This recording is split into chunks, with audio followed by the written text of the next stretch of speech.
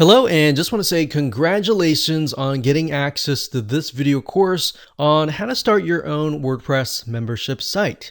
So here's a quick videos overview of what we're going to talk about in this course. So that way you get a bird's eye view of how all the pieces of the puzzle fit together. Now, this is obviously video number 1, and we'll talk about what you need in order to get started after the slide after this. Video number 2, we'll talk about mapping out your membership site funnel. In other words, how do you take that wonderful idea of yours and make it happen? So a lot of people make the mistake of jumping in, trying to figure out the technical aspect, and just getting frustrated, not knowing what the next step is. So that is why we are going to map it out. So we're going to take a little bit of brainstorming, and then we're going to map it out into a flow chart so that you can see what step 1, step 2, step 3, and so forth is, and that way you're not going to get lost. Then in video number 3, we'll talk about which WordPress membership plugin you should use. Now, obviously, we're going to be covering the WooCommerce platform and the WooCommerce memberships extension that will be a plugin on top of WooCommerce. Video number 4, we'll talk about how do you take that plugin, get access to it, install it, and of course getting started by configuring the settings. Video number 5, we'll talk about how you can go about creating different membership levels. So as you know, different membership sites are different. Some have free levels and paid levels, maybe 2, a free and a paid, and some might have a free, a paid, and a premium level. So it doesn't really matter how many levels you want.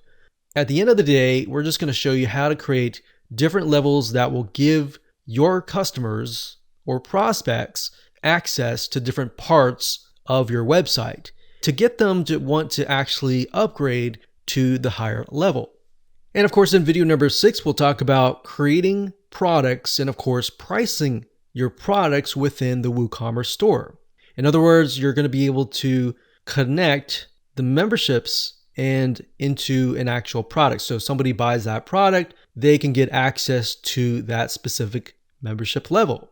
And of course, last but not least, video number 7, we'll talk about testing. How do you go about making sure that you have everything correct, it's going to work, and you've spent all that time and it actually works?